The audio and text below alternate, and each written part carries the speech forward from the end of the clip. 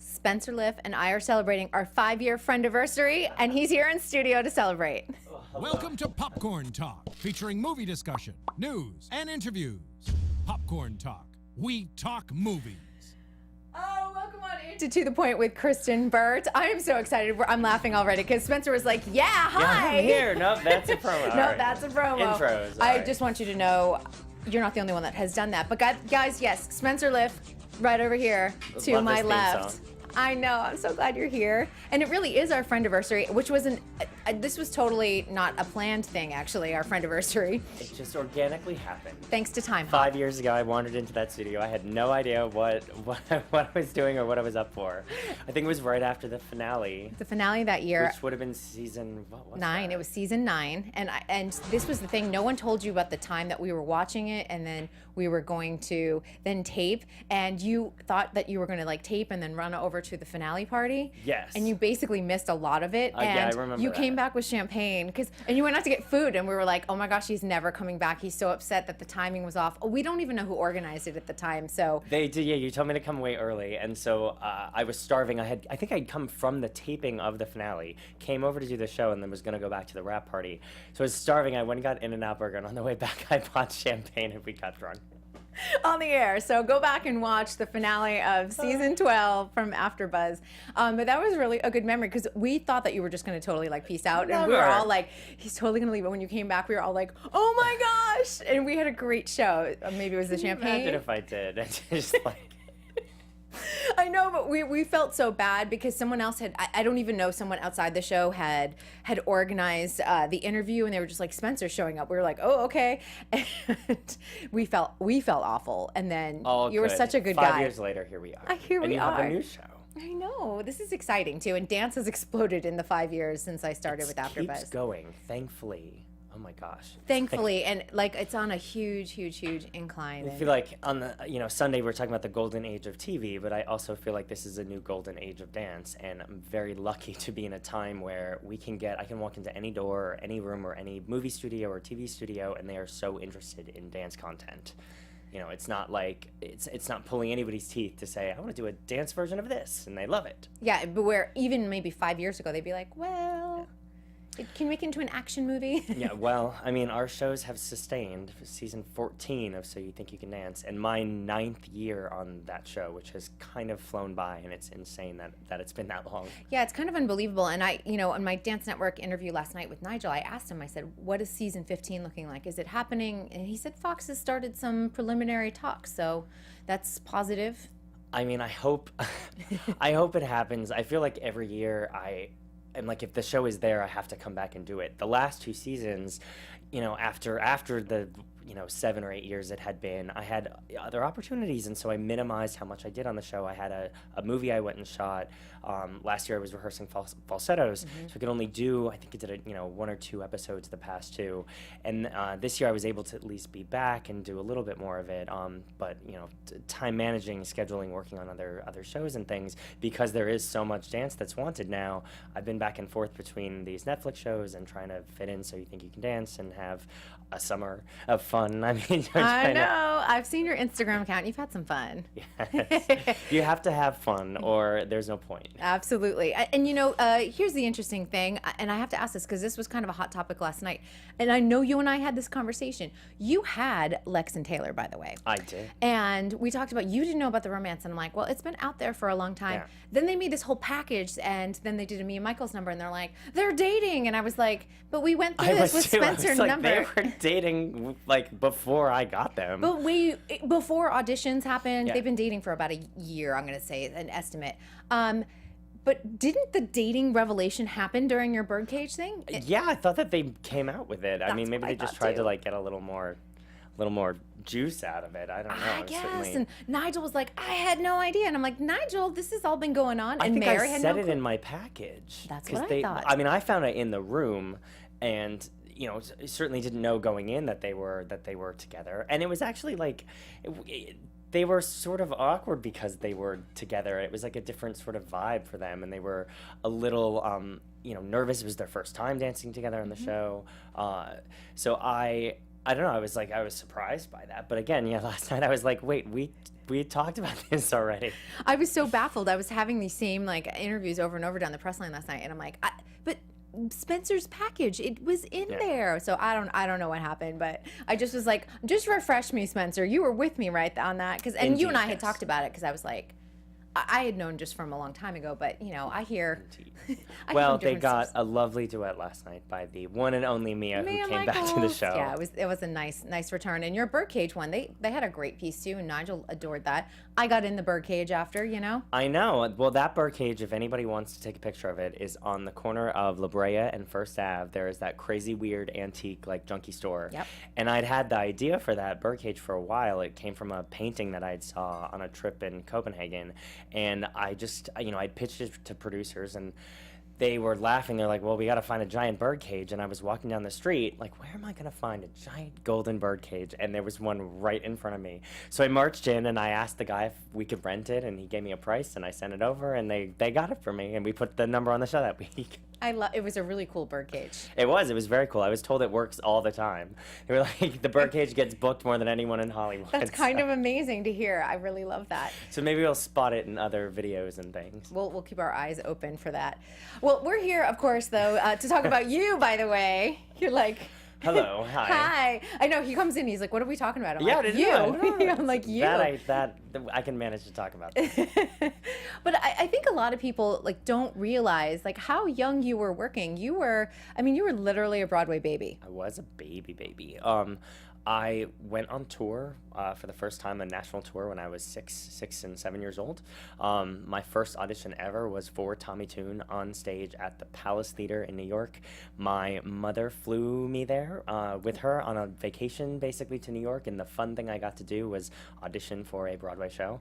And we waited in line around the block, and I did I Can Do That from a chorus line, and I choreographed my own little dance break in it, and did it on stage at the Palace Theater, and the next day I think there was a callback. They offered the job on the spot, gave us a couple weeks to decide, and so my crazy family, my mother, who was so incredibly supportive, sold our house in Arizona, quit her job teaching, and we went on tour around the country for a year. Okay, hold up. 6 is really young. Like, it is really young. Yeah. It's baby young. Were you already sort of singing and dancing, and to be choreographing your own little number? I was choreographing so much at such a young age. I saw Cats when I was 4. It was my first Broadway musical. I'm in that camp of people that Cats changed my life, and I will love it forever. And that's the end of that. That's okay. But I got the cassette tape of Cats, and after I saw it, I would put on productions of Cats in my living room until my mother could not stand it anymore. And I would reenact the show for her, and I would dance around, and she finally found a dance studio in Arizona and put me into dance classes, and I embraced it and got good very quickly. I think I was a natural at it. I certainly feel like I was born to do that. And we had Backstage magazine or newspaper at my dance studio, and in that we read that there were kids in the Will Rogers Follies, and that's how it started. Your mom just took a chance. She was like, let's go to New York? Well, my mom was an adventurer, and she liked, we liked New York, and I had been there twice. I had gone back with my dad and actually seen Will Rogers when it had first opened on Broadway, and I also saw Tommy. And so in my head, I was like, well, there's kids in that show, and there's kids in that show. Like, I could do this now. I don't have to wait till I'm an adult. But it was my first audition ever, was that audition, and I was off and running. That's kind of amazing. It's really amazing, and really thinking about it. And, for a kid, life on the road was probably very exciting. My husband was on tour for 2.5 years, and I was like, come home. At a certain point, it got to a point. Yeah, it was lasted a lot. A year. But as a kid, though, it must have been the greatest adventure. It was, and my mom was a teacher, and so our schooling was going to every museum in every city, and she put together our lesson plans based on where we were, and I got to tour the country, every single major city. And there were 4 other kids on the road, and so we were like a little family, and we did our homeschooling together, and we performed together, and it was amazing. And after I got off the tour, we moved to LA, and I was in the LA dance scene and world and worked a lot commercially here. I used to take class from Wade Robson when he was like 13 years old, and I was probably like 7 or 8. That's ridiculous. And used to take back in the day from like Mia back in those days, and none of the dance studios that are around now, like the Edge wasn't open yet. It was we took it. Tremaine and Maura Landis was the name of this Wow. this studio. We're talking probably like 92, 93. I was here for the Northbridge quake. Speaking of, we had our little earthquake We had last a night. 3.6 last night. But we were here for that. And there was a little small group of dance kids that did every commercial that came up. We did McDonald's commercials. I was in the like Pringles commercials when like they had the little dancers, and I did Disney sing-along videos, and literally anything that would come up that required kid dancers. There wasn't that many of us, and so we were like a little tribe here that did that. I did hip hop with the Power Rangers. That was one of my favorite ones. I mean, like, there's so much random scary footage of little baby Spencer. So we need there. to be trolling YouTube, I guess, right? Spencer Liff, Pringles, Spencer Liff. They're all. I mean, this was all so long before you could upload anything. I mean, oh look God, at that there's little headshot. little baby headshot. It's so cute. I mean, that was probably like 9 or 10, so that wasn't even at my youngest. But yes, I did a lot of modeling back then, and I loved it. And then at I think it was 9 years old, we flew to New York and auditioned for Big the Musical on Broadway. Wait, didn't you do Gypsy with Bette Midler before? Yes, I did. Gypsy was You have to tell this story because this is a great story. Gypsy was my first movie ever. It was produced by Craig Zanon and Neil Marin, who have employed me. Hairspray, you guys. Hairspray Chicago. They've done the Oscars many years. Many times. They do all of the NBC Live musicals. But since I was like, I think 7 years old, I have literally worked for them my entire life. But yeah, I was a young little bit part in Gypsy.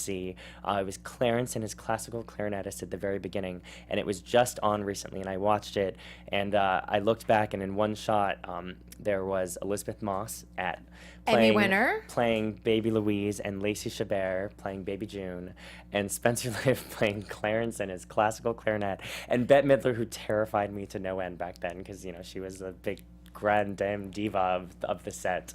And Hello Dolly, now killing it. I know. She's been amazing this season. But yeah, so that was my first. I mean, I was on a film set, and everything was incredible, and it just felt like it was going to be the rest of my life. There was never a question that I would do anything else or try anything else, and it has still, all these years later, never come up, never crossed my mind that I was not doing exactly what I was meant to do. That's so amazing.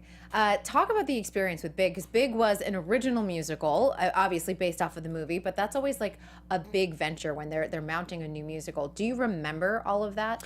I do. I remember it incredibly clearly, and there is also a book, a very famous book that a lot of people have read, called Making It Big, and there was a woman who was documenting what was supposed to be this big hit show, and she was with us from day one, and we were at the time the biggest flop that had ever happened in Broadway history in terms of money. We had the biggest producers behind us. It was one of the first movies, like current movies, to musicals. It was the very beginning of that trend, and it was the year of Rent. We were up against Rent at the Tonys and Bring the Noise, Bring the Funk, and we were the polar opposite. We were this sweet, young, very FAO Schwartz, colorful show, and we had a tumultuous out-of-town tryout where we put in new production numbers every single night, and the cast of 11 kids, we were expected to learn new songs, completely new dances, put them in that night. Susan Stroman was the choreographer.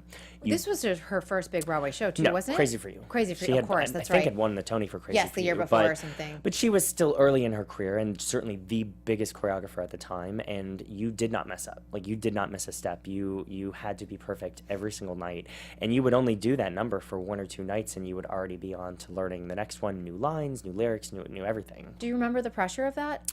I mean, I was in it with all these other kids, and we just did it, and we were good, and a lot of those kids are still working today, which is crazy. They picked these incredibly passionate young kids, again, from an open call. I went and auditioned with thousands of kids at a public high school in New York, and they just whittled it down, and there was a lot of auditions for that, a lot of callbacks, and Wow. But it was an incredible first experience to really originate a track on Broadway. And the show opened, and it did not get great reviews, and we lasted, I think, 9 months on Broadway. But still, as a kid, doing the same show every night for 9 months, and we lived in Hell's Kitchen. I lived on 46 between 9th and 10th. I was allowed to walk to the theater by myself because it was early. I could not walk home because New York was very, very sketchy back then. At that time, it was bad, you guys. When I came, we performed on the Tony Awards in 1996. It was the first time I'd been on the Tonys. walking home from the Tony Awards that night, there was a body shot like on our stoop on 46th Street coming home. I remember that very clearly. But that was, you walked by the drug dealers and the prostitutes in front of the Milford Plaza, and then you got to Schubert Alley. But that was the 10-year-old Spencer had that to open my eyes, but it made me fall in love with New York because I had freedom there. I could go by myself to Broadway Dance Center. I could go to Steps. I didn't have to live out of a minivan getting driven all over with auditions, for my mom. And my mom was very supportive and sort of let me start to have that freedom. And that love affair with New York lasted for 17 years. I was a New Yorker. I did 5 Broadway shows and worked consistently throughout my teenage years and into adulthood. And New York definitely shaped who I am as a person. It gave me all of my friends. It gave me the drive to never give up, because that is a very hard town to live in. But I would be so different if we had stayed in Arizona, or even if we'd stayed in LA. Yeah, it's a very different existence living in New York versus LA. I did 9 years there myself, so you definitely, you feel it. You feel the energy, and you feel it's always even when you're doing well, it's still a daily battle to survive there. Yeah. It's just constant, like you're surrounded by. Going to the grocery store is an effort, and you feel like triumphant when you get home with your bags of groceries. And it's like you're only for that meal tonight. Do you know what I mean? Because you can't now they deliver, but back in the day, like you'd just be like, okay, I'm gonna make spaghetti tonight, so this is what I'm picking up. That's it. That's the New York existence. And I only had like mustard in my fridge when I lived in New York because everything was takeout. I see. I love to cook, and I always did cook. So that, and I also oddly love to grocery shop. It is one of the most calming things for me to do. And if I'm in a bad mood or a bad place, I swear it's so meditative for me to just walk down the grocery aisle, pick up things. I love to read the labels, the nutrition facts. People think I'm crazy, but I won't use Zappos or those other things because it takes away the pleasure of going to the grocery store. I love it. I'm going to send you to do all my grocery shopping. I like to cook, but I don't want to do the grocery shopping, so. I don't like cleaning. Oh, yeah, no. That's I don't think deal. anyone does. I will does. make a mess and cook for days, but I just want it to magically get clean. I'll be like, Spencer, how you feeling today? You want to go do some grocery shopping for me? Let me know when you're having a bad day. I want to know, because I know as an adult, I've had plenty of friends on Broadway. When you get that closing notice, it's tough. How about as a kid? Do you take it? Do you understand the whole aspect of it, or is it a little bit easier? No, you understand it, and I have been in I've been in a number of flops.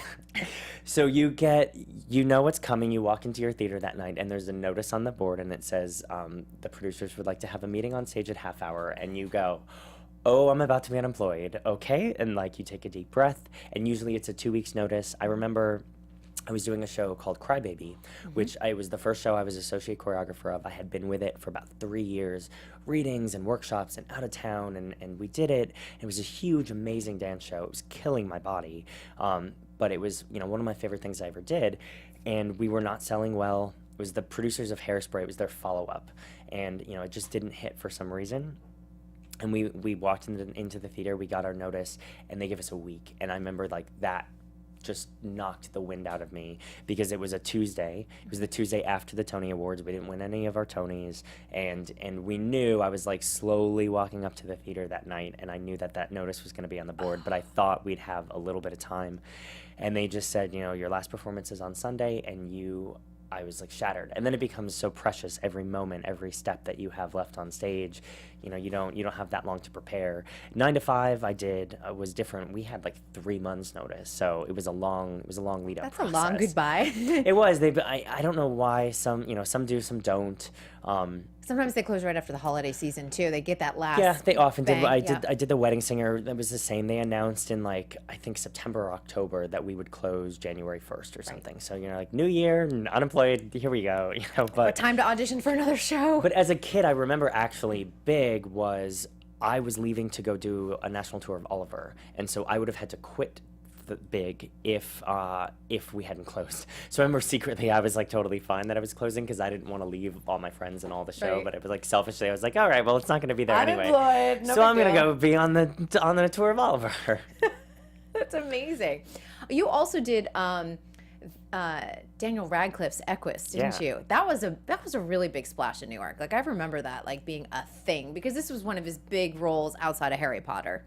It was a weird. Everyone thought it was strange for me to make that choice because I had it was coming off of. I think it was coming off of 9 to 5, and I was the associate of Rob Ashford, who was an incredible choreographer and a mentor to me, and I had worked with him kind of, basically exclusively for 3 years.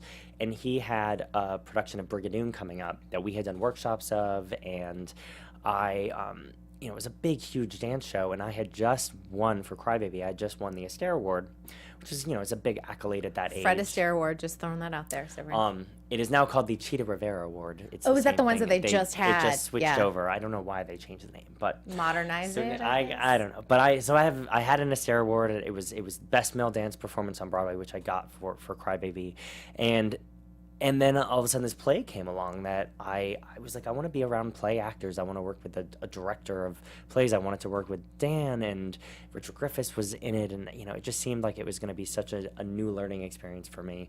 So I made a big choice to not go on with Brigadoon and just not work with Rob, and to go. I was the associate choreographer of this play because it was movement. We all played horses, and it was a smart decision. I made a lot of new connections, and I am on the path now to becoming a director, and just getting to watch that. It was her name was Thea Sharrock, and getting to watch her direct actors and not even musical theater actors. It's a totally different game, and it's a different discipline. And Equus is a tough play. I don't know if everyone knows the whole premise of Equus, but I would say you need to watch it at least once in your life because it's so powerful, it's so strong. You leave walking out of the theater like, wow, what did I just watch? Every night we stood on stage and watched Dan get naked for 15 minutes and have a mental breakdown, and then stab our eyes out, and we went nuts and had to like kick and scream all over the place. And it was a very emotionally taxing thing to go through every single night and feel his pain, because we were standing feet from him and sort of giving him our energy as he was going through this incredible breakdown. Mm-hmm. And then afterwards we go across the street to the bar at Angus and like have a drink and laugh it up and come back and do it again. You have to shake it off. Actually, you can't take that home with you.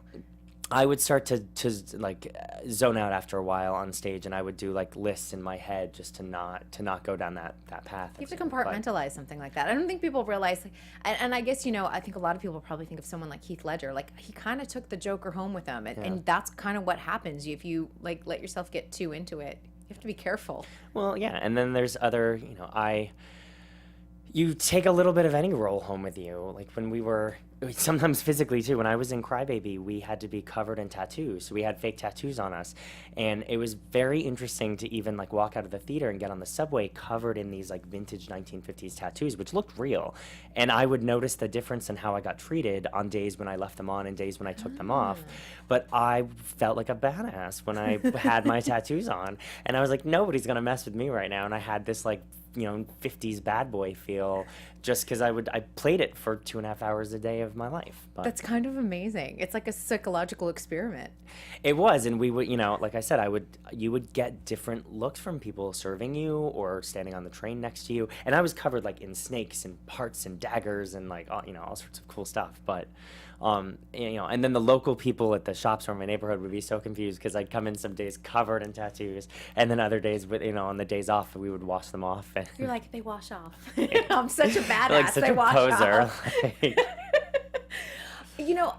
Working with Rob Ashford, like how did he take you on as an associate choreographer? Because it's kind of a big deal, and I don't necessarily know if people understand that. Like, if a choreographer kind of takes you on, you're working oftentimes on multiple projects with them, and it is good employment for a long time, as long as you stay with them. It is, and a lot of choreographers keep the same associates for years. Warren Carlisle was Susan Stroman's associate for many, many years, and Warren. Yeah, as do I. And I first worked with Warren, I think, on a Stro project when he was the associate. Warren's actually in the movie Center Stage, which Susan Stroman choreographed. Just tidbit: if you go back and watch the like jazz scene, there's Warren Carlisle. He's in the on jazz floor. scene. Anyway, Red Tutu. But I get asked a lot by people like how to become an assistant, how to become an associate, and you have to you speak up. I did The Wedding Singer with Rob when I was just a dancer. I was 19 years old, and he had an incredible associate named Joanne Hunter, and I was so enthralled by their relationship and how well they worked together, and I loved how Rob choreographed and how everything was so story-driven, and And I would just watch him, and I thought, like, I know that I want to choreograph, and I would love to learn from him. And, you know, he liked me as a dancer, always put me front and center, and we began to have a good relationship. And Joanne was just about to go off on her own and choreograph on her own. And I stepped up and I said, I want to assist you on the next workshop or anything that you do. I just want to be in the room, and worked my way up from the bottom. I was, you know, the second assistant and just was there to sort of create on. And then as time went along and he knew that we worked well together in a room and that I could take on responsibility, I became dance captain, and then I became assistant choreographer, associate choreographer. And then in times, you know, when Rob would have to go off and do different projects, then I was in charge of shows. I was doing recasting of things, I was doing put-in rehearsals, and I was still 23 at the time. I remember during Crybaby time, he wasn't around to stage our Tony number or our Today Show performance or our Good Morning America, and the producers had no choice but to sort of let me do it. And I learned on the job very quickly, like, how to get that stuff done, how to edit numbers down. And it was sort of like not having a safety net and just going, but being trusted by him to do it meant everything to me, because I knew, like, if he believed in me, that it meant I could do it. And the other interesting thing is, if something's said on the stage, when you do it for camera, can be totally different too. It was the beginning of me of learning what the all-important camera shots are, and how it doesn't matter what it looks like in a proscenium anymore, and it only matters what they're capturing. But that being said, I went around and tried to work with as many people as possible. So anytime there was a little pre-production gig, like I did pre-production with Sergio on Guys and Dolls, and I would do work with Warren on his city centers when he did On the Town there. Kathleen Marshall did benefits, and I would work with her. So he's sort of like, it's taking a bag of tricks of what you like about every choreographer, how they even treat people in a room, how they treat the pianist playing. I mean, you just observe and you're like, well, that, I don't like how they did that, or that meant a lot to me just as a dancer for them to treat me that way, and I'm gonna do that when I'm in charge. And so I tried to work with as many people as possible, and then the crazy life-changing experience of getting put onto So You Think You Can Dance at 23, before I had really choreographed much on my own at all. And that was certainly, it was like jumping into the deep end. How did that come about? Because everyone kind of goes different routes of getting to So You Think You Can Dance. Did you just submit a choreography reel, or did you get a phone call? It was a perfect combination of a lot of things. I was out in LA for a month and a half working on the Oscars, associate choreographer to Rob Ashford. Another great job. He brought me along. We were doing this big, huge number with Beyonce and Hugh Jackman, and it was like an ode to movie musicals, and we had employed 50 dancers, and so I was present in the scene. Rob couldn't come out to do the casting, so I came out and held all the auditions and cast everybody, and the job was going great, and I think that the producers had just sort of gotten wind of that, and this young kid that was in town from Broadway, and they were interested in expanding the Broadway category on the show. And then my manager knew someone that was a music producer on the show, and so just that combination of things, they were able to get me in the door. Nice. So I got my meeting with Jeff Thacker, our producer. Like I said, I was 23 years old, shaking in my boots, walking into the studio, because I was a huge fan of the show. I had watched every single episode from season 1, knew everything about the show, and I knew exactly what I wanted to bring to the show and the voice I would have. It did, and I went in and we had a meeting, and they asked what I wanted, and I pitched songs and ideas, and talked up and down about how I could do this, and and I think he was fascinated by me, but he told me to go home and make a video and send it in, like to put a reel together of a number that I would like to do. And I had a couple $1,000 saved, and it was a vacation fund. I mean, I was on like a working Broadway dancer salary, which is sadly not that much. And so I'd saved a little bit of money, and I think I was gonna go on vacation with it. And I decided that this was my shot, and I was going all in or nothing. So I hired a camera crew, and I got a great dancer, and booked the studio space. And I did. I came up with my number, and I filmed a rehearsal package, including interviews with myself, put the graphics from the show on. Just like they do. And I did an exact package of, I did an exact segment of how I would be on the show. We didn't get the lift right in the video, and I mean, like, I did everything because I knew the show so well. Do you still have this? And I said, yeah, it's somewhere on like a DVD. It's so you old. You should totally put it up on YouTube at some point. You know what's funny is, like, I never actually did the number on the show that that I did in my audition reel, and I've thought about going back and being like, maybe I should one day do that on the show. Yeah, but, like rework it or something. Yeah. But I sent it in, and this was the end of season 5 that they were sort of at. And season 5 was, I think, the height of the show in my mind. That was, Kayla was on that year, who has now become like a longtime associate to me. But it was Janine and Kayla and Brandon, and I mean, it was when they had their finale at the Staples Center or wherever it was. I mean, it was like they did massive. the Dolby, where they do the Oscars. Yeah. So it was the height of the show, and they were doing a season 6, that weird fall season. I don't know if anyone remembers. And I got a call, and they said, we've been sitting on your reel a while, and we feel like you really understand the show. So you're going to be on this week. You have 3 days to pick a song, and we're going to fly to LA. And I got the very first time, and it happens every single time now, I got that "So You Think You Can Dance" vomit feeling. And if you ask any of the choreographers, we all know exactly what that feels like. And it happens from the moment you're actually on the show that week all the way until the judges' comments are done. And it's just that nervous butterflies in your stomach of the million things that can go wrong. And but it was insane that it was really happening, and I couldn't believe it. And so I picked my song. They tried to explain to the best of their ability, like the time frame of rehearsals, and that you have to pick your costumes and your lights and your makeup and send pictures for all these things. And it was incredibly overwhelming. And as they often do with new choreographers, you get vetted with some of the less, you don't get the favorites. Of course. You get, the outer styles. And I have since had, I think I joke, every single B-boy, every single hip-hop boy. And I have learned to love and embrace them and take what they do and use that to my advantage. Yep. But my first week, I had a ballroom girl named Karen and this untrained street dancer named Kevin. And I was convinced that in 6 hours, they were going to do this incredibly technical Fosse piece. Broadway. Looking back, I could have easily taken those two and figured out how to do a great number with them. But he just didn't know. So my first week on the show was a bomb. And they were able to see through that, like, the choreo was there, and that, I did not play to my dancers' strengths, and they did not look great. I think they went home that week, and I marched back into the office of Jeff Thacker, and I said, I have to do it again. You have to let me go again. And I had a much more sort of out of the box idea, and I was going to do Razzle Dazzle and do it as a girl that was a ballerina from the top of the music box getting lured into evil, and they said yes. I don't know why.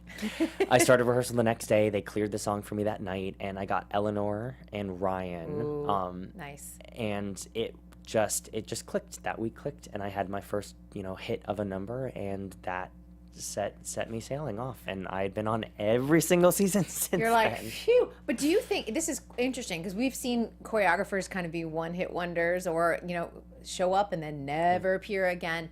Do you think walking into Jeff's office going, I didn't do my best, but I got this. I know exactly what I need for that second chance. Can you give me that second chance? Do you think that made a difference? I mean, I'm sure it did, rather than me just leaving Running and getting away. into my car. I mean, my manager was there. It was the biggest thing in the world. All of my friends from back in New York were watching. The show was live then. So it's like all of Broadway was watching. They'd all known me, and it was mortifying that I'd had such a negative first experience. And I remember I hugged my manager after, and I cried, and I was so upset and disappointed that it didn't go the way that I wanted it to and that I'd had in my head. But I've never been one to give up. I've always been a fighter, and I knew that just from that 1 week on the job, I knew exactly how to do it then. I just needed a week to learn. And I don't know why Jeff gave me the second chance. I think Tice was busy that week. That's what I say, because this was back in the day where Tice was the only one doing Broadway, He was doing really. it all, yeah. So for whatever reason, I got back on, but in the same way that I put all my eggs in the basket when I submitted to it, and I think back, I'm like, that couple $1,000s was everything I had at that point, but Yeah. it has certainly changed the course of my life. And you have to believe in yourself, and know that, and it's not like a delusional believing in yourself. Like I really was like, I can do this. I know I can do it. Been on And Broadway, like you have the street cred behind it. You're not just like, I'm just like this random guy off the street, coming in. But there, I really hadn't done much to warrant being on the show. But I learned very quickly on the job, and I still to this day, like, I cannot imagine the things that I I have learned from that show in the live TV pressure cooker situation. Every job I've ever had since being on So You Think You Can Dance doesn't stress me out. And I was a producer on Neil Patrick Harris's Best Time Ever. I was the choreographer of the whole show, but also a segment producer.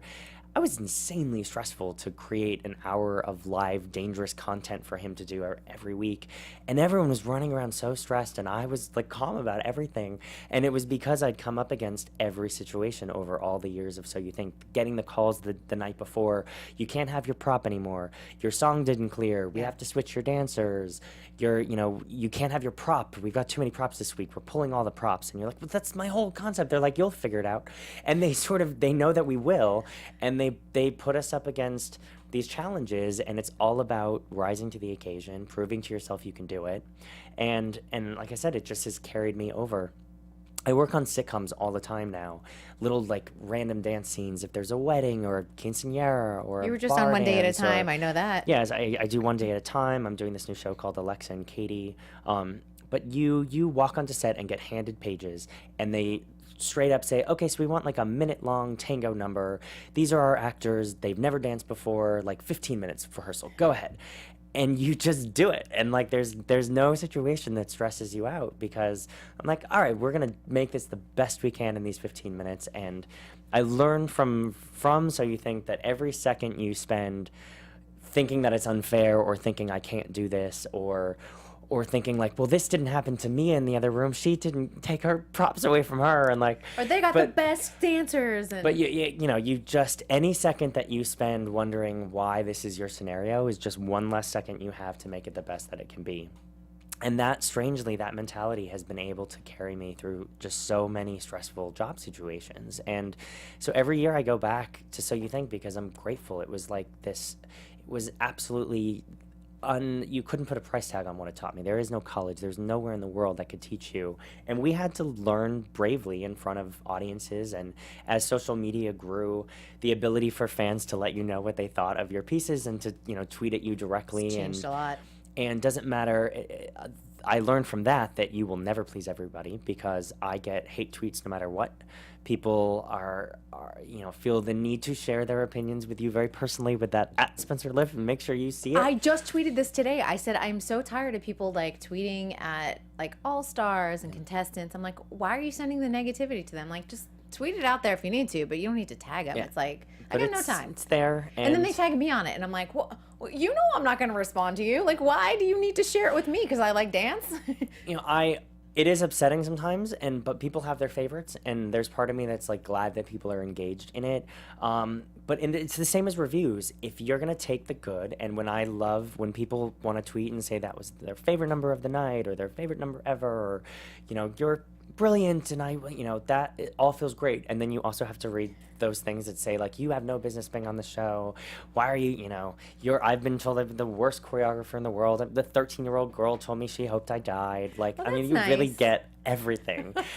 And you said you have to take both of them. And the same thing with a New York Times review that may or may not like the Broadway show you spent 4 months of your life on. You deal with it. Every single major choreographer that is around, Andy Blankenbuehler, who now has his 2 Tonys, He just dealt with Dirty Dancing. Well, Dirty Dancing wasn't great for him. Bandstand was his first thing to direct. He directed and choreographed it. It just closed Sunday, just 2 nights ago. Yeah. So this business is perseverance, and it is picking yourself up and keep ongoing and just finding the next bit of inspiration. And there's also these highs and these lulls. Like we were talking about Mandy Moore, and she has been pushing and kicking in this game for a long time. And it is incredible to watch her get her due and to watch her get all the jobs. She's literally she's killing it right now. She gets every single job that, and we're very similar in style. So I'm like, she's getting all of my jobs right now. But I can watch her and know that that's well deserved, and that we'll each have our moment, and I'll have my moment to get all. You're happy for her success. I saw Mandy, at the Emmys, last week now, or 2 weeks now, because it was 2 weeks ago. But I told her, I'm like, I'm so nervous for you. And I know you're going to win tonight, but I was like, if you don't, I'm going to be the girl in the press room, like throwing the table over, because I felt like it was my Emmy, and it's clearly not my Emmy. I didn't do any of the hard work, but I just wanted it so bad for her that I was like, all night, I was like, I'm just sick in my stomach till we get to choreography, because I just want, she deserves it. She deserves it. She deserved it. It was almost like her, it's like the Lifetime Achievement Emmy. Like 6 nominations, please. Like, yes. Travis had a bunch too before he finally won, and Sure did. But it was interesting this year because Travis's work really also deserved to win, which is why I'm glad our category has a tie. And I would love to have one of those gold trophies one day myself. You have 2 Emmy nominations. I do have 2 Emmy nominations, but I sadly only got to go to the Emmys one year. And we talk about when it rains, it pours. That the Emmy nomination, my second Emmy nomination, came at a time. The one that surprised you. I remember you telling me, you're like, I was totally shocked. surprised because I often don't even know what if I submitted or not. Like this past year, I did not submit. I think it's wise to submit when you think you have a chance. Yeah. And I didn't do that much on the show last year. It was the kids, and I was like, I'm not going to put this in front of them. I want to save my work for when I think I have a shot. So I knew I wasn't in the running for this year.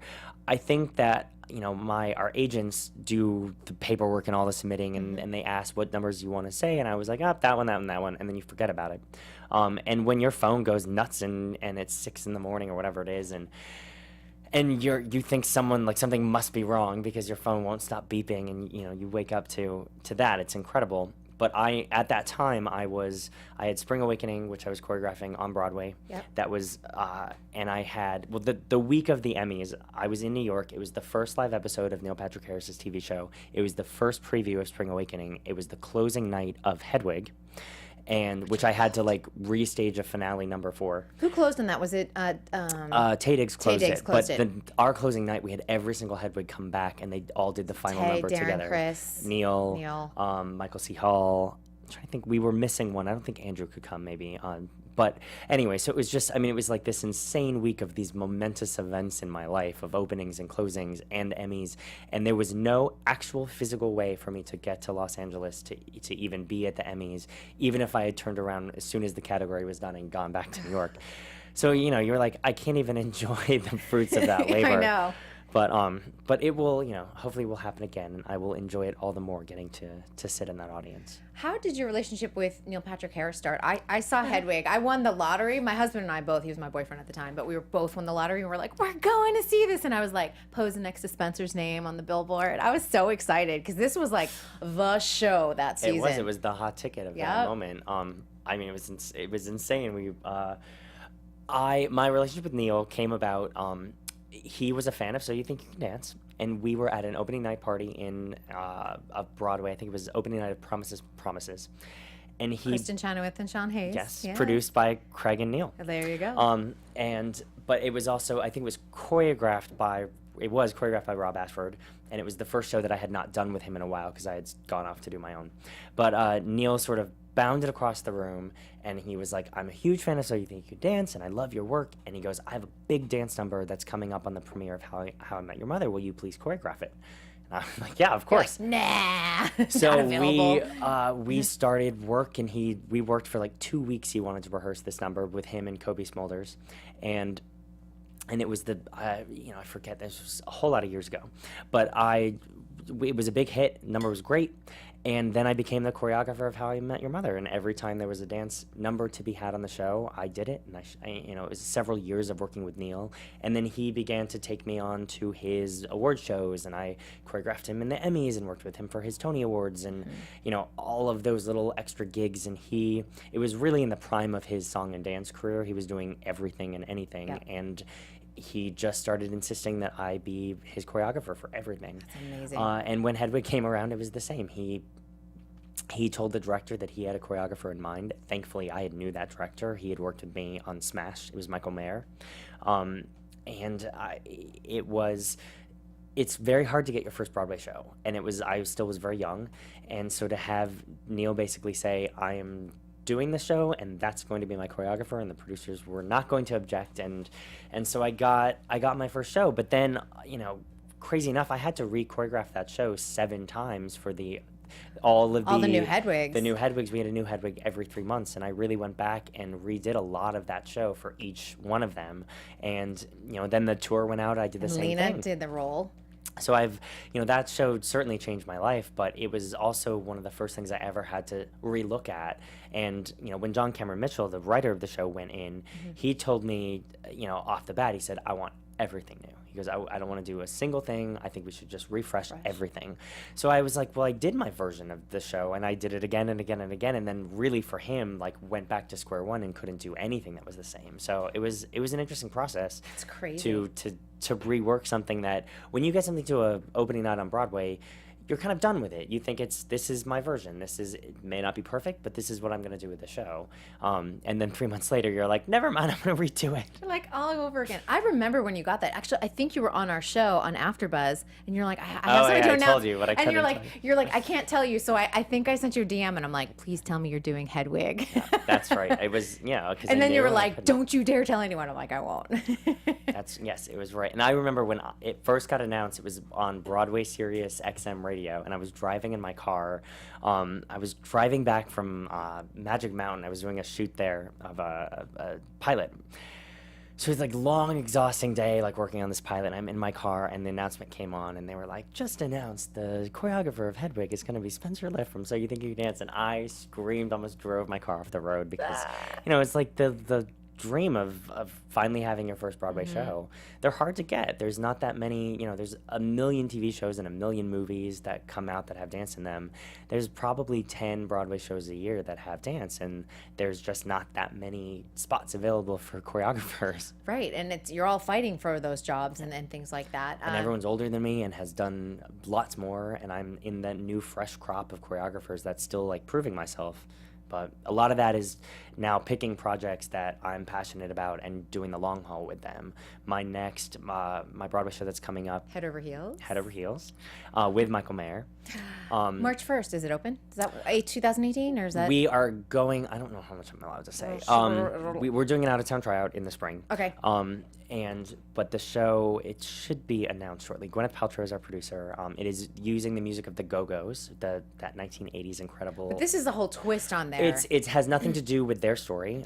It's one of those. It's a mashup musical using the novel. I guess it was even before the novel existed. It was a romance called Arcadia from the 1500s. So it's all written in Elizabethan verse. So it's essentially Shakespeare.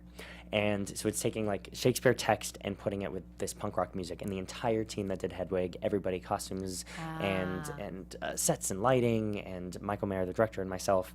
This is our second foray into the scene, and the Go-Go's are around and helping write it, and it's a really, really cool show. But I've been on it for 3 years. I've been working on the show. Yeah, you guys did an out-of-town tryout in Seattle, I want to say, or a workshop, or we've done workshops and readings up at Vassar, and it takes on average it's 7 years to get a Broadway show off the ground. And that sounds like a crazy number, but it is true.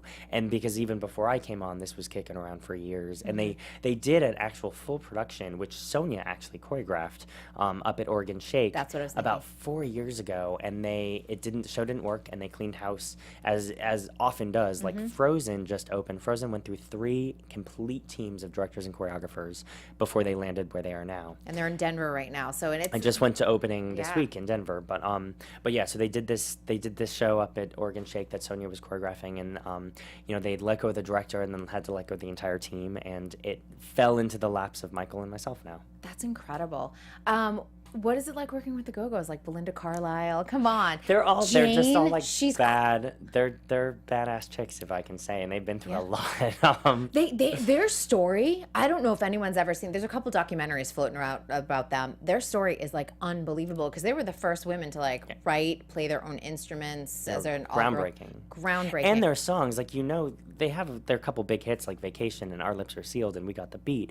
But we have an entire show of their music, which Tom Kitt, who has a Pulitzer for Next to Normal, he's a brilliant music arranger, has taken this music and just transformed it.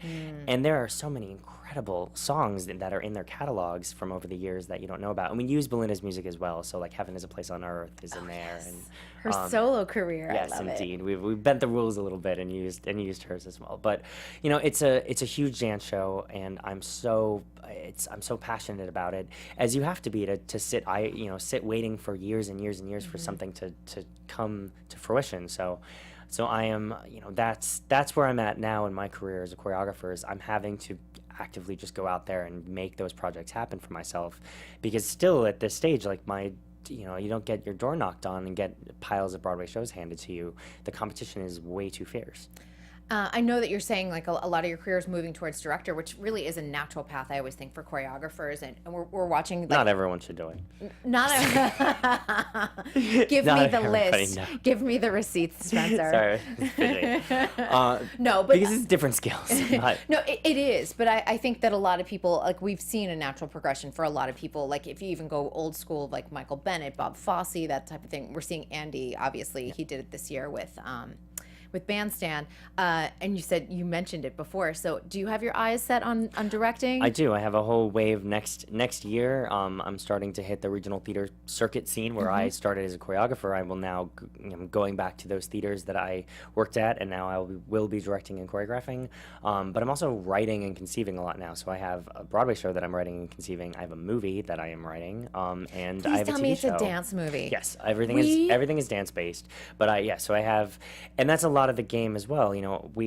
I'm lucky and I'm at William Morris, which is an incredible agency that has departments everywhere, and they're able to get you the rights to things, and they can put you in the rooms with all the best people. And just to explain to people so they understand, William Morris will package things together. They'll put you together, producers or With the writers, directors and things. things. Yeah, it's like a little collaborative effort. So I made a huge choice to leave the dance agencies. I was at Clear, and they were incredible, but they get you sort of the one-off jobs. They got me all the little sitcom works and all that, and I wanted to be more in charge and think bigger picture.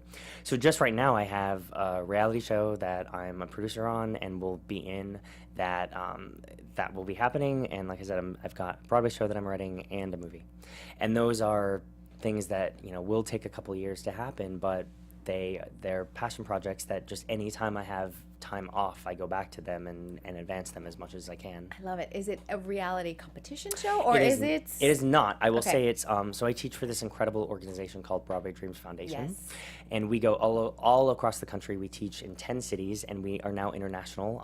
We go to Russia and we go to Brazil, and we find the most incredibly talented kids, and a lot of them are underprivileged and would never be able to take the classes, and we bring in the top Broadway directors, choreographers, and performers, and in 1 week in these cities we have sometimes it's 100 kids. In Philadelphia we have 300 students. Most of them are on scholarship. We do an incredible amount of fundraising, but we cast shows. Each director comes in, and we each decide, okay, I'm going to do a Moulin Rouge section. I'm going to do a cabaret section. I'm going to do Hairspray. And we do little mini versions, 20, 30-minute versions of these shows, so we do like 4 or 5 of them in a night. But we find these kids, we cast them, we train them, and then these Broadway stars come in and perform side by side with them. So fun. And, this is an organization I've been teaching with for about 6 years. It's been around for 10 years. And the stories and these kids that so many of our kids, we have kids that have gone from homeless to their second Broadway show. So we've followed this around as a documentary for a while, and I was finally the one that was like, guys, this is a TV show, and I'm so inspired. I would like other people to be as inspired as I am. I go back a couple times a year and put everything on hold just to have opportunity to meet and work with these kids, because they are the next generation. Oh, I love that. I love that. And I know you were in Moscow earlier. I did. I've gone year. back to Russia twice to direct and put on a show there. How is it? I mean, obviously, political situation. Like, we hear so much here in the United States, but at the end of the day, it's our leaders of state arguing. They're human. They're people. They're. It was. I went to Russia the first time last year before any of this happened, Yeah. and then again in the spring, and it was obviously a very different political climate. But, one, I love my Russians. I have some close friends there now. They are so talented and they are so passionate, and all they wanted to do was sing and dance with us. And they asked us to come over because the musical theater genre is fledgling there. They don't have the training. And so I was sponsored by the US Embassy on a humanitarian arts exchange program to go over there and work with them. So it was a very beautiful thing I got to do. And I got a lot of flack from people like, why are you going to Russia? And we don't like Russia. And I'm like, we have nothing to do with, I'm going to spread positivity. I'm going there to show them respect, to work with them, to gain their respect, because I guarantee you that will do far more than sitting at home and tweeting or just saying I'm not going to have anything to do with them. And there were, we had security with us in the beginning, and it was a little scary in the beginning, and you just realize it's fine. And we're not our politics all the time. And as artists, we actually get to just transcend that. Yeah. And my eyes were so opened by getting to work with people that do not have as much opportunity as we do. A lot of these performers just could dream of getting to be on a Broadway stage, and they never will be because we will not allow them the visas. We won't ever let them to come here and do that. And they have their own version of Broadway there, but like I said, it was a life-changing experience to go there and get to work with them. I spent a month there. That's great. And situations like that too, the kids are getting a ton out of it, but you probably walk away with so much more. You're like, so much culture and just eye-opening. Life-changing, yeah. And right after I went to Russia, like the week later, I went to Brazil and saw an entirely different side of another country that was so passionate about wanting to sing and dance and had no resources and no Broadway down there.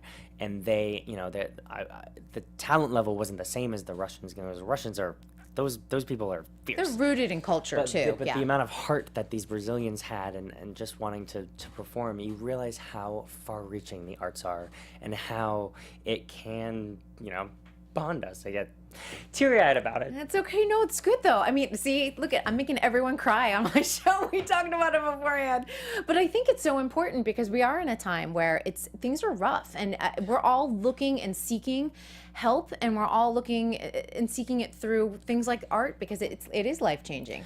I remember the day after the election, I thought, thank God I'm an artist right now. And I also thought art is about to get really good. It's going to get awesome. I know in the most difficult times, that's when we are like dig in. And I'm like, sometimes when we have it easy or we think like the administration is easy or whatever it is. You rest on your laurels. You rest on your laurels, exactly. And I think that we're all just getting really creative because you're like, I'm angry or I'm upset or, this isn't fair. Because there's so many things that are happening right now that are not fair that a lot of us are getting forgotten about. So it's great that you can make an impact.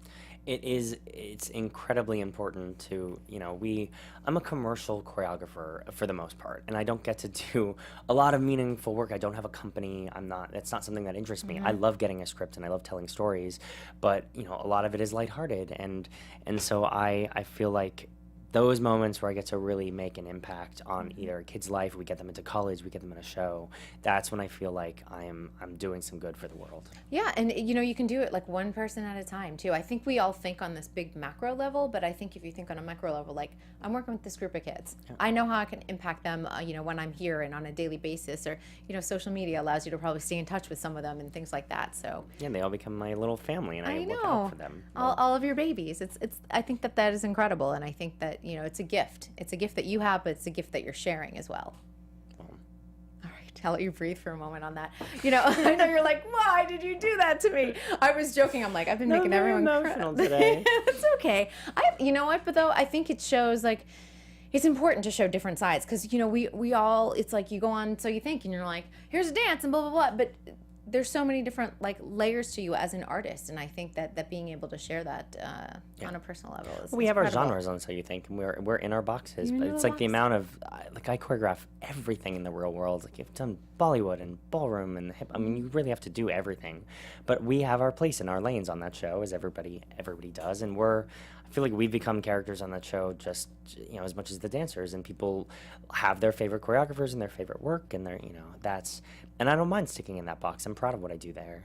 What's your favorite work that you've done on So You Think? Do you have that one favorite number that you're like all the time? I think it might be Come Together, which is odd because it was the only time I've ever been on the show. Yes. But that was, I just loved, that was exactly who I am as a choreographer. I loved the look of it and the feel of it, and it was definitely one of my favorites. the Melanie Moore piece, the Where Do I Begin? That was one of my Emmy-nominated good. ones. Yep. That was good. And the other one, like Hernando's Hideaway that I did with Jessica and Zach. Zach Everhart's like my favorite boy that's ever been on the show. You said that years ago, and he assisted me the week I did the Birdcage piece. I just love how he dances.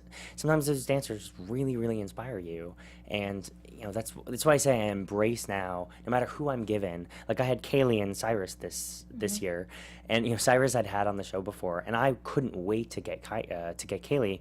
When I saw her first audition, I'm like, well, that's such a unique person, and I bet you she would stretch me out of my comfort zone as a choreographer. Right. We shape the numbers based on who we have.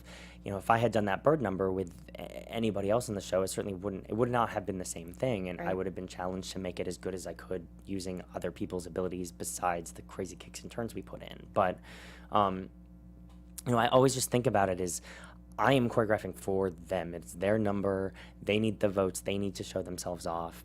And the artistry that I want to show off is secondhand to that. Because I learned on that first week, it doesn't matter how good your choreography is. If they don't look good doing it, it doesn't come off well. Nobody thinks like that was a great And Nigel number. will call you out on it on TV Yeah. because he has called out. He's They've done all it of before. us. Oh yeah, and you're just like, ugh, I know. It's like your dad, like telling you. Yeah. Well, you never know what really is going on behind the scenes. People have no idea. Like, I don't know why they haven't done the reality show of what we really go through on that show and what the dancers are going through and how exhausted they are and our 6 a.m. call times to be on camera and those Yes. dancers dance all day long and the crying and the it's Injuries. It's There's a insane lot that of like injuries. they're fighting. They're like falling apart at the seams by the end of the finales. They're always like they're on IVs and they're taped up in every which direction and they're so emotionally drained. And you see the glitzy, smiley part. That's the finished product. But there is so much blood, sweat, and tears and nerves and passion that goes into that show. It's why we're still around. And I think this was the first year it wasn't nominated for an Emmy in a while. I don't think people loved the kids so much, but I think this season has been fantastic. Yeah, it's kind of a return to its former self. Like it felt like So You Think this season. Yeah, it just and a lot of the familiar faces coming back choreography wise. I think that has been fun. Having weeks of like you're here, Nappy Tabs. We saw Mia. It just a lot of people. We're missing Sonia Taya. I will say that. I know. Well, Sonia's She's busy. She's got her company and she's trying to break into the Broadway world as well. She was didn't she work at the Delacorte? I think she worked in Central Park. She did. She a show did. there. She did indeed. And I would love to see. I want to see what Sonia does in a Broadway, forum. It's going to be out of the box. I think it's time that the reigning Broadway people that are there doing every single show need to leave way for some of these new people. You're like, me I'm and ready. Sonia and, I'm here. What it is, it creates a freshness and an energy on the scene, and I think it raises everyone else's game Yeah. too. Creates challenges. kicks you in the butt. Be like, oh, I can't. Okay, she's gonna imagine Sonia coming in and do something that's gonna scare the crap out of like a Kathleen Marshall who is not not in a bad way, but like No, in a good way. We all need to be pushed. I know that there's people nipping up my heels. Like it does. It keeps me motivated. Well, you've done such an incredible. You saw a void in the scene and you charged ahead, and it was your passion that made you do it and has made us all want to come back and talk to you because we know it comes from a place of love and respect. Yeah. And nobody was doing what you were doing now, and now I don't get it. Why? Because it was this really big hole, and you guys deserve all the accolades, and you guys deserve being elevated. No, you do. You guys work so hard, and I'm like, and hearing from people on social media that they want to know more about you guys. They're like, what did you hear about this, and what do you know? And and I try and get as much as I can without like blowing Jeff Thacker's top, because I know that I get sometimes too much. You find out everything. I find out things about the show from reading your Twitter feed that I don't know on weeks that I'm on. I'm like, you're like, what? I've had people on saying I found out news that I had a job before by reading your Twitter feed. I hadn't gotten the call from my agent. I'm like, funny. Oh my gosh, I know. there you go. Ahead of the game. I try, But again, I want the positive news out there. I don't want, there's plenty of stuff that I sit on all the time because I'm like, who does it help? It makes me look like a jerk. It doesn't help you or anyone else's career. You know what I mean? Like there's a balance to it all. So I think that that's important and you know what? We're all human. We all have bad days too. So I do realize that. I have plenty of them myself. Since it is our friendiversary and we're just about to wrap up, I want to know, when I sit down with you in 5 years on our 10-year friendiversary, where's Spencer Liff going to be? I will be, oh gosh, you know, it will definitely be, I hope, a few big movies under my belt that I will have directed and choreographed. I'm hoping that I can still lead my amazing bicoastal life that I have been able to do. I love being in LA and New York so much. It is a blessing to get to go back and forth between those two great cities. I do envy you. You know, this is the longest stretch I've gone without being in New York. I had a show that opened there over Memorial Day. I haven't been back since, and I feel it. I feel it in my heart. I need to go back. I think that I will have, I would say, another 2 or 3 big hits on Broadway. Yes.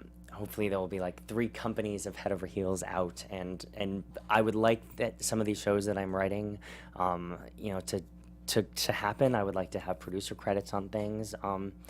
But you know, in 5 years, if I, you know, am still kicking around, I have to keep a steady incline. Like, I can't feel like I'm plateauing, and I can't repeat myself. And sometimes that just comes from the projects you pick, like learning sign language to do Spring Awakening was a total push into a world I didn't know.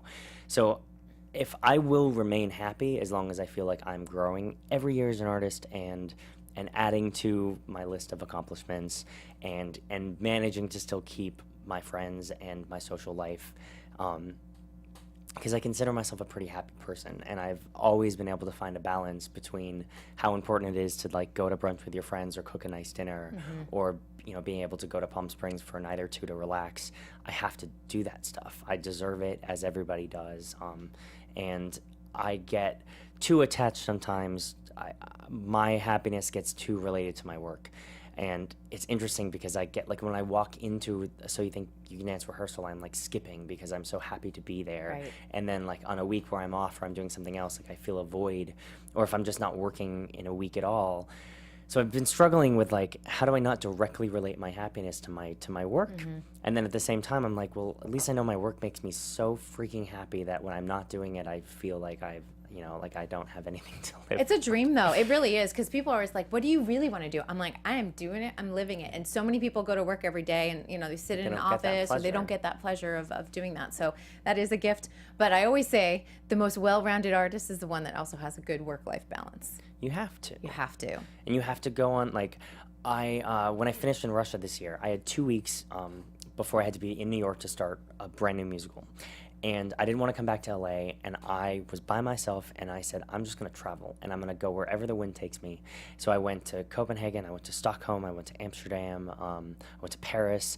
I had no plans. I arrived in a city. I booked a hotel on Hotels Tonight.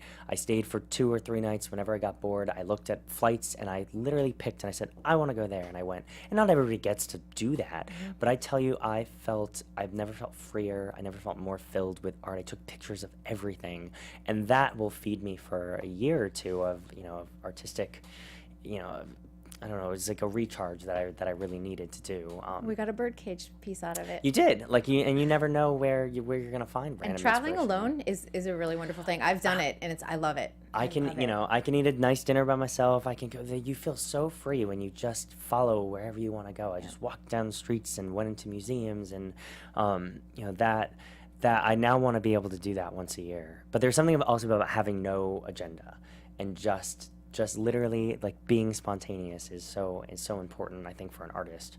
Yeah, it certainly is, and I think it, you know, it creates, you know, new memories. But it also brings, like, new things into your life, which is incredible. Well, Spencer, Are we done? Yeah, We went by so I know. I was like, the hour has gone. Believe it or Did we not. talk about anything we were supposed to? You know what? It's all over the map. But you know, that's what Kickball change. I feel like you're kickball change. You're like, can we just talk about? No, we did. We talked because I don't think a lot of people knew a lot about your early Broadway, your Broadway baby life. I'm trying to think of other, like, I also went to School of American Ballet, which most people didn't know. I went to SAB for years, and, you know, I didn't get the studio life, and I didn't ever do competition. That's another thing. And I don't teach on convention. That's a huge thing that's different from me. Is like I never was really connected to that world, so I rarely go into that.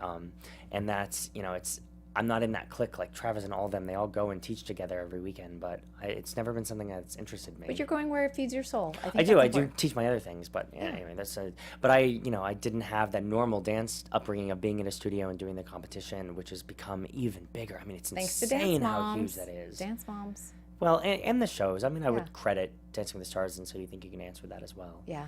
But anyway, but that's my story. We just felt like the need to But say you're a like- little bit more about my dance background. You're like, wait, I have more dance resume. But that's why we'll keep bringing you back. We'll have a whole other hour, and you'll have like 1,000 other things. I love it. You're like, I can do all of this too. I know.